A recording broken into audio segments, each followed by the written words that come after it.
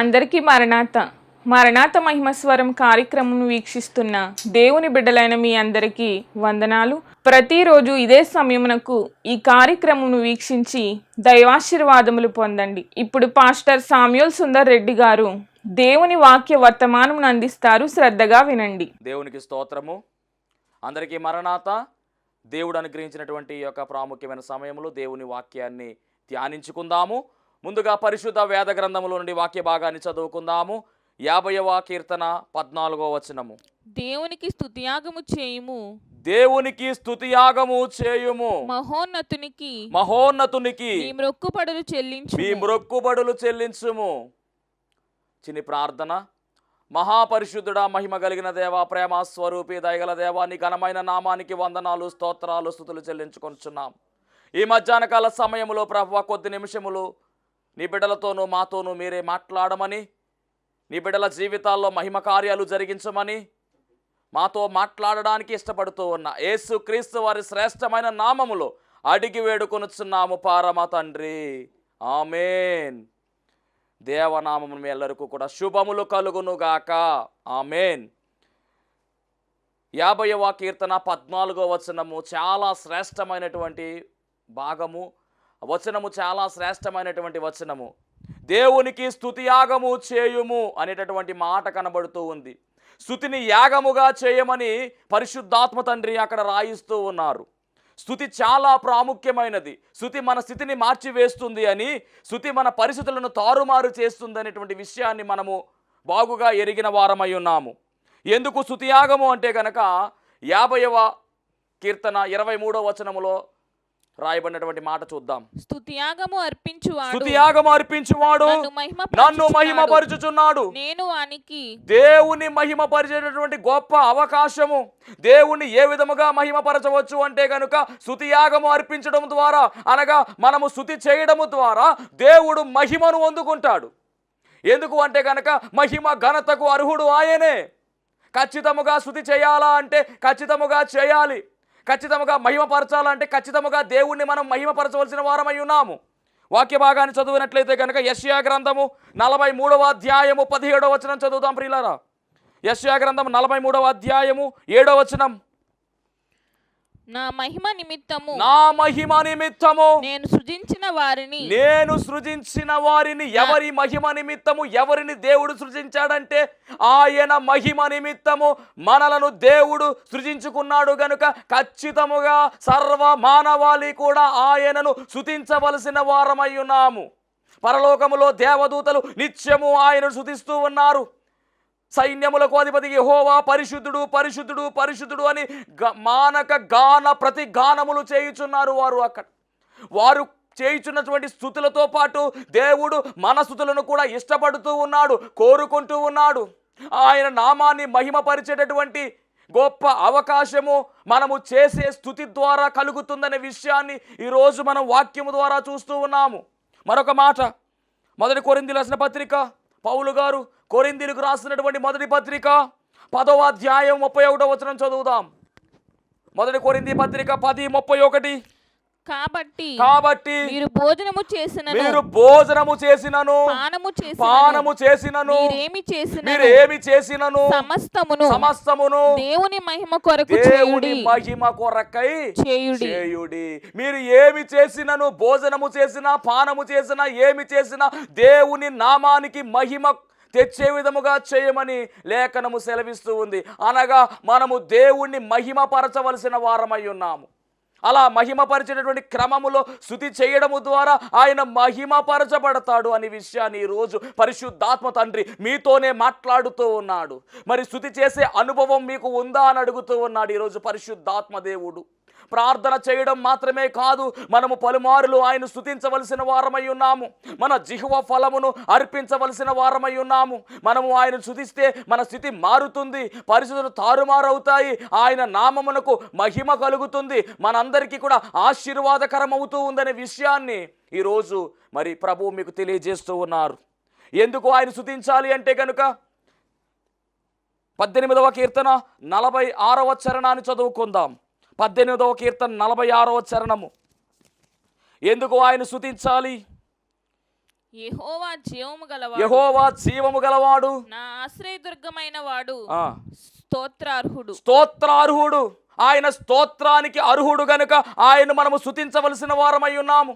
స్తుతులకు పాత్రుడు ఆయన అని కూడా బైబిల్ గ్రంథములో కనబడుతూ ఉంది. స్తోత్రానికి అర్హుడు, స్తుతులకు పాత్రుడు అయినటువంటి ఆయన్ను మనము ఖచ్చితముగా స్తుతించవలసిన వారమై ఉన్నాము, మహిమ పరచవలసిన వారమై ఉన్నాము. పరిశుద్ధ బైబిల్ గ్రంథములో 66 పుస్తకాలు ఉంటే 41 పుస్తకాలలో స్తుతిని గురించి రాయబడి ఉంది. స్తుతించమని రాయబడి ఉంది, స్తోత్రాలు చెల్లించమని ఉంది, కృతజ్ఞతాస్తుతులు చెల్లించమని ఉంది. 41 పుస్తకాలలో స్తుతిని గురించినటువంటి పాత్ర మనము చూస్తూ ఉన్నాము. దానిలో భాగముగా 22 పుస్తకాలు అనగా పాత నిబంధన గ్రంథములో 22 పుస్తకాలలో స్తుతి గురించి దేవుడు రాయించాడు.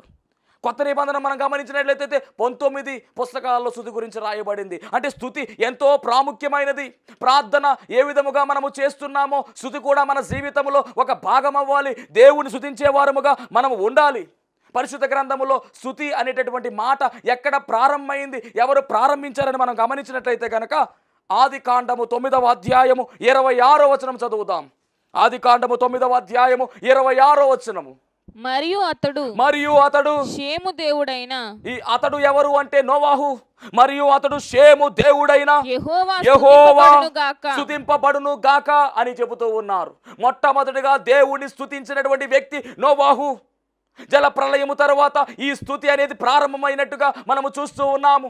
నోవాహు అనగా నెమ్మది అనేటటువంటి అర్థాన్ని కలిగినటువంటి వాడు. జల ప్రళయము నుంచి తప్పించబడినటువంటి ఒకే ఒక కుటుంబము, రక్షణ వాడలోనికి వెళ్ళినటువంటి కుటుంబము నోవాహు కుటుంబము. ఈ కుటుంబములో ఉన్నటువంటి నోవాహు చేస్తున్నటువంటి పని యెహోవాను స్తుతించేటటువంటి పని చేస్తూ ఉన్నాడు.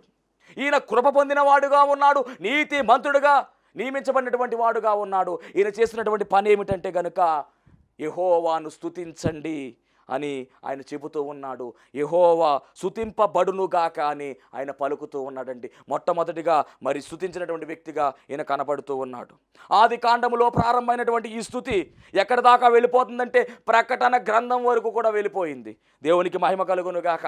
ఆ తర్వాత కాలంలో మనం గమనించినట్లయితే ఆది కాండము 29వ అధ్యాయము 35వ వచనములో ఒక స్త్రీ అంటున్నటువంటి మాట. ఆది కాండం 29వ అధ్యాయము 35వ వచనములో లేయా అనేటటువంటి ఆమె మాట్లాడుతున్నటువంటి మాట. ఆమె మరలా గర్భవతి అయి కుమారుని కని ఈసారి యెహోవాను స్తుతించెదనని అనుకొని యోదాను పేరు పెట్టెను. ఎవరు ఈ లేయా అంటే గనుక యాకోబు యొక్క భార్య. దేవునికి స్తోత్రం. ఈమె ఈ యోదాను కనకముందు ముగ్గురిని కన్నది. దేవునికి మహిమ కలుగును గాక. మరి ఆ ముగ్గురు తర్వాత 4వ వాడుగా యోదా వస్తూ ఉన్నాడు. కాబట్టి దేవుని ఏమంటుంది కదా, ఈసారి నేను యెహోవాను స్తుతించెదను అని పేరు పెట్టిందండి.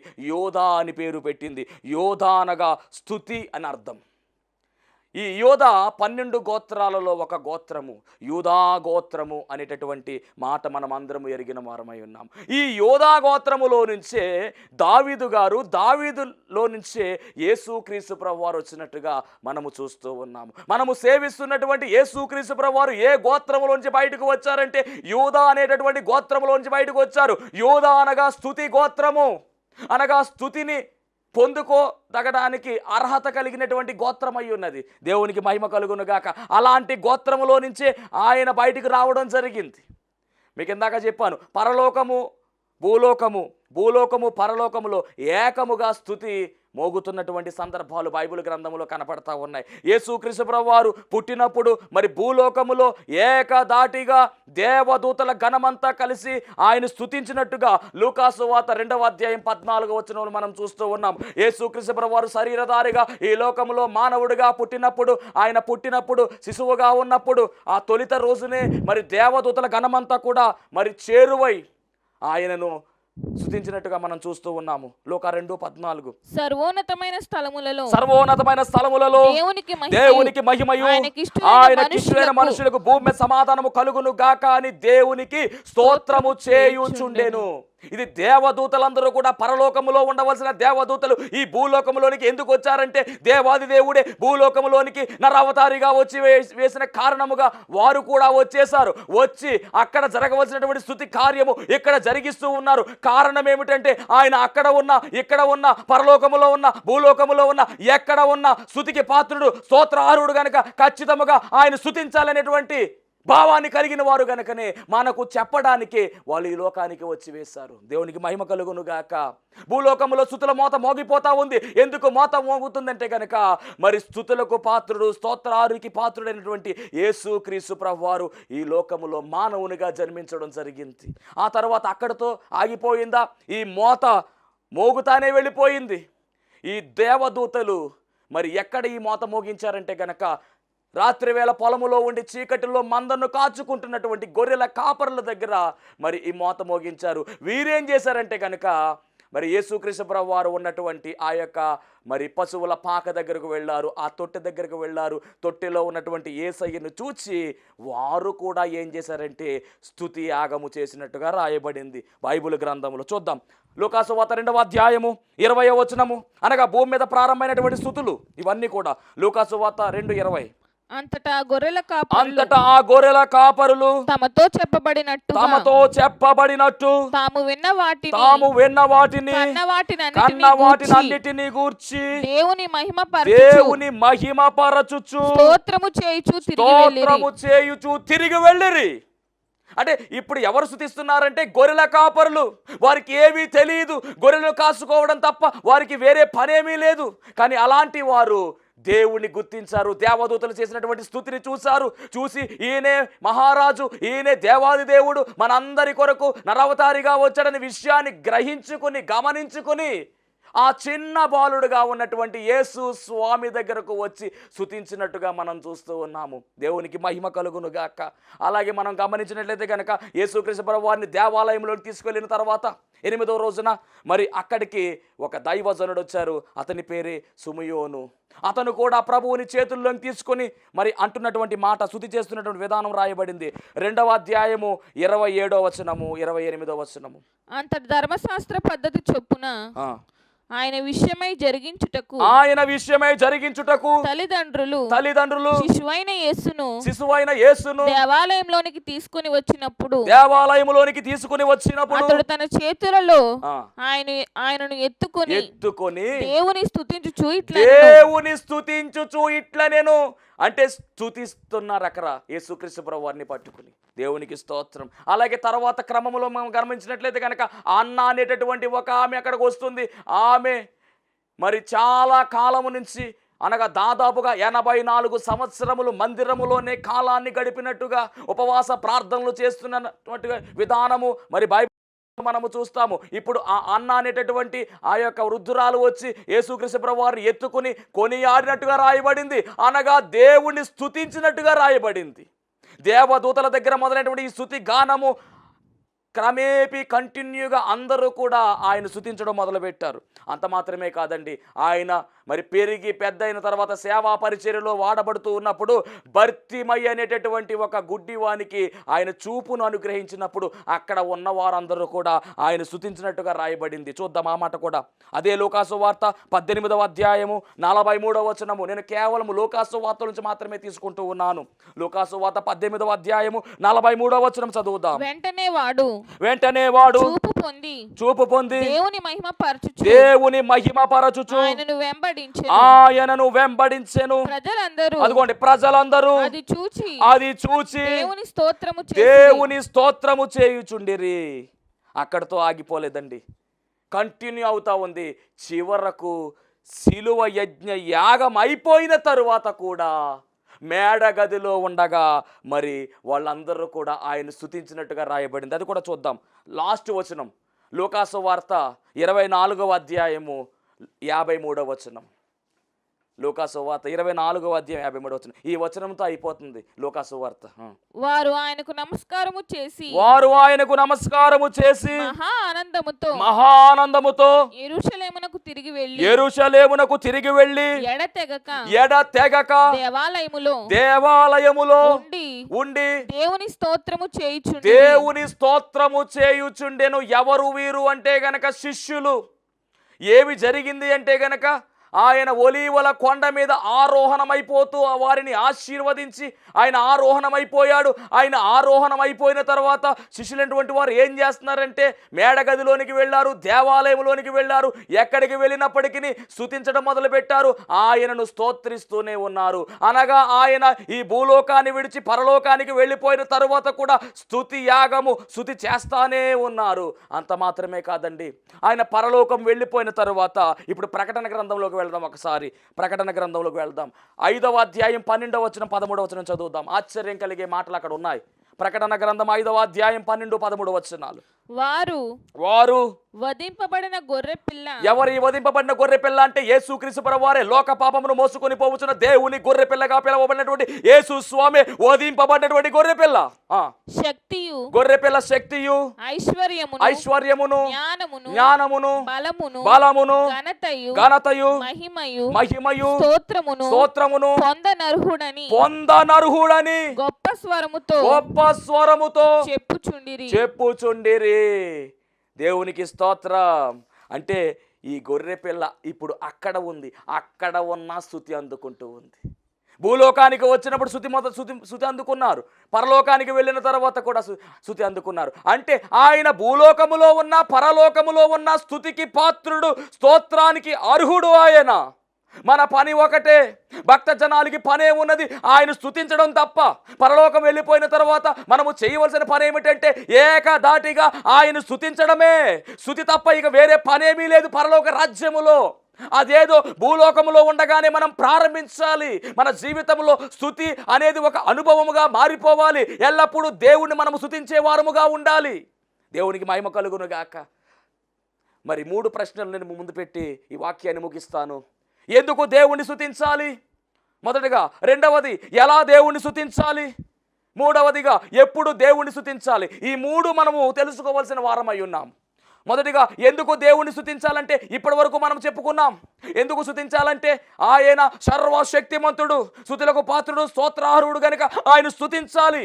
అంత మాత్రమే కాదండి, ఎందుకు ఆయన స్తుతించాలంటే గనుక రాత్రికాల సమయంలో మనం పడుకున్నటువంటి మనము ఉదయకాలము క్షేమంగా లేచాము.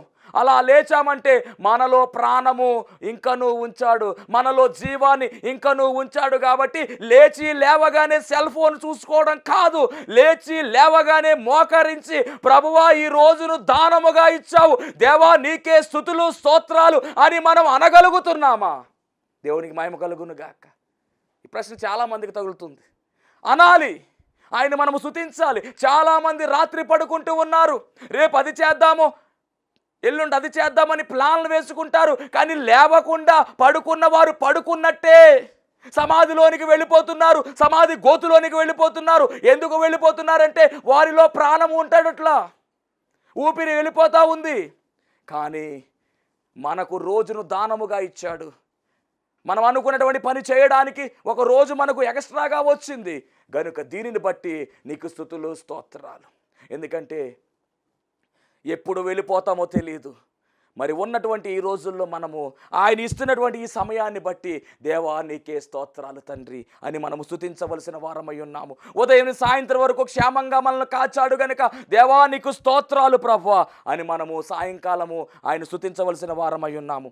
అంత మాత్రమే కాదు, మనకిచ్చినటువంటి ఆరోగ్యాన్ని బట్టి మనం ఆయన స్తుతించాలి. మనకు పెట్టి పోషించిన ఆహారాన్ని బట్టి మనం స్తుతించాలి. ఎందుకంటే ఆరోగ్యము లేక అనారోగ్యముతో ఆసుపత్రుల్లో ఉన్నటువంటి వారు అనేక మంది ఉన్నారు. కానీ మనకు అలాంటి పరిస్థితి ఏది రాకుండా క్షేమకరముగా ఆరోగ్యం ఇచ్చాడు కనుక ఆరోగ్యం ఇచ్చిన దేవా నీకు స్తోత్రాలు అని అనగలుగుతున్నావా? ఆహారము లేక అనేక మంది రోడ్ల మీద అడుక్కుంటూ ఉన్నారు, ఇబ్బందులు పడుతూ ఉన్నారు. మనకు లేదే ఆ పరిస్థితి. చక్కగా దేవుడు ఆహారం ఇచ్చి పోషిస్తూ ఉన్నాడు కదా. తండ్రి ఆహారం ఇచ్చావు దేవా నీకే స్తోత్రాలు. ఏనాడైనా కంచం ముందు కూర్చొని భోజనం చేస్తున్నప్పుడు ప్రార్థన చేస్తున్నారా? కృతజ్ఞత చెల్లిస్తున్నారా?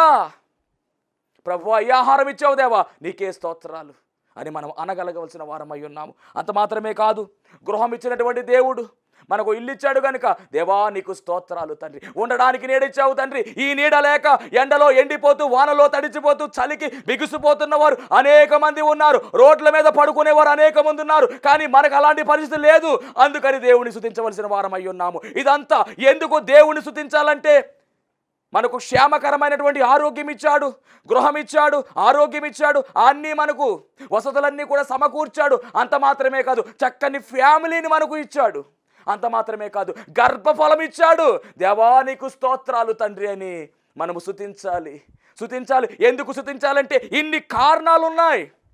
ఎన్నో మేలులు చేశాడు, ఎన్నో అద్భుతాలు చేశాడు, ఎన్నో ఆశ్చర్య కార్యాలు చేశాడు. మనము అడిగిన వాటికన్నా, ఊహించిన వాటికన్నా అత్యధికముగా ఇచ్చి వేశాడు. ఆయన కృప మన మీద ఉంచాడు. ఆయన చూపిన కృపకు మనము స్తుతించవలసిన వారమై ఉన్నాము. ఎందుకు స్తుతించాలనే ప్రశ్న మనము వేయడానికి అర్హత లేదు. ఎందుకంటే ప్రతి దానికి స్తుతించాలి. ఈరోజు మనం నిలబడ్డామన్నా, మాట్లాడుతున్నామన్నా, చూస్తున్నామన్నా, నడుస్తున్నామన్నా, క్షేమంగా ఉన్నామంటే అది ఆయన చల్లని చూపే కనుక మనం స్తుతించవలసిన వారమై ఉన్నాము. దేవుడు మహిమ కలుగును గాక. అంత మాత్రమే కాదు, ఆయన చేసినటువంటి మేలను ఎప్పటికప్పుడు మనం తలంచుకుని స్తుతించాలి. అందుకని కదా దావీదు గారు అంటారు కదా ఒక మాట, నా ప్రాణమా యెహోవాను సన్నుతించుము. ఆయన చేసినటువంటి ఉపకారాల్లో దేనిని మరిచిపోకు. ప్రాణానికి చెప్పుకుంటున్నాడు దావీదు గారు, నా ప్రాణమా యెహోవాను సన్నుతించుము. స్తుతించడంలో దావీదు దిట్టండి, మామూలుగా స్తుతించలా. రోజుకు 7 మార్లు స్తుతించేటటువంటి తత్వము దావీదుది. అందుకే ఉన్నతమైనటువంటి శిఖరాన్ని అధిరోహించాడు. ఆయన ఉన్నటువంటి గోత్రములో నుంచే, ఆయన వంశములో నుంచే, ఆయన ఊరిలో నుంచే, ఆయన సింహాసనం మీదే యేసుక్రీస్తు ప్రభువారు ఉన్నారు. హల్లెలూయా! ఎంత గొప్ప ధన్యతో. అందుకని అబ్రహాము కుమారుడు దావీదు, దావీదు కుమారుడు యేసుక్రీస్తు ప్రభువారుగా పిలువబడ్డారు. కారణం ఏంటో తెలుసా? స్తుతించేటటువంటి తత్వము కలిగిన వారు దావీదు.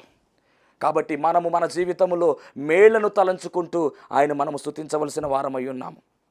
దేవునికి మహిమ కలుగును గాక.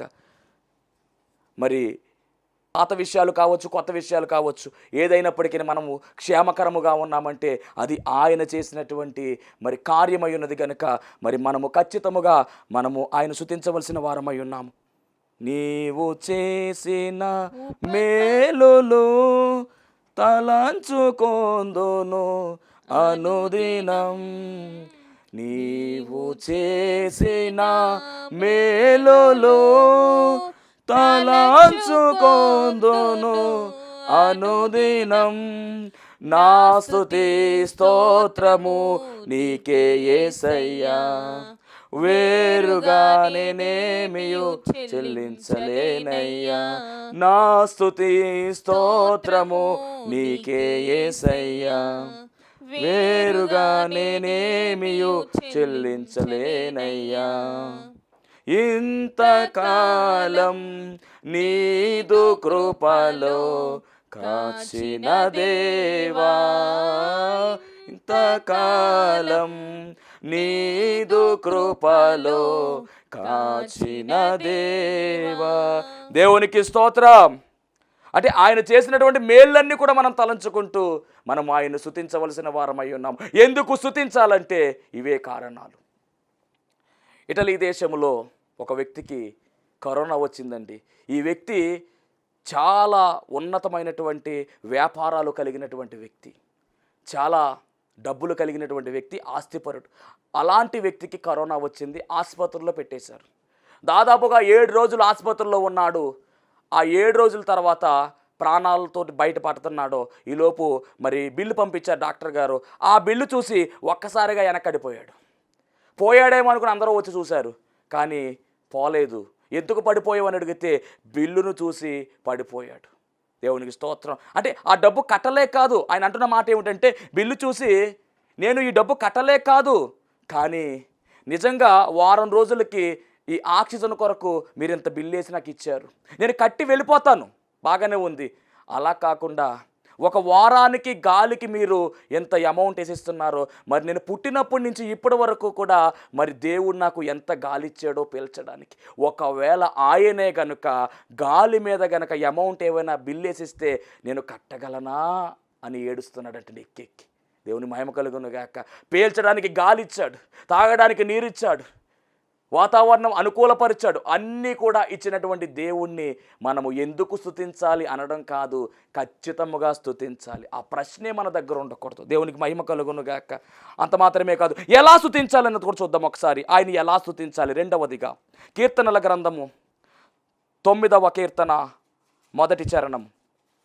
9వ కీర్తన మొదటి చరణం. నా పూర్ణ హృదయముతో నేను యెహోవాను స్తుతించెదను. పూర్ణ హృదయముతో స్తుతించాలంటండి.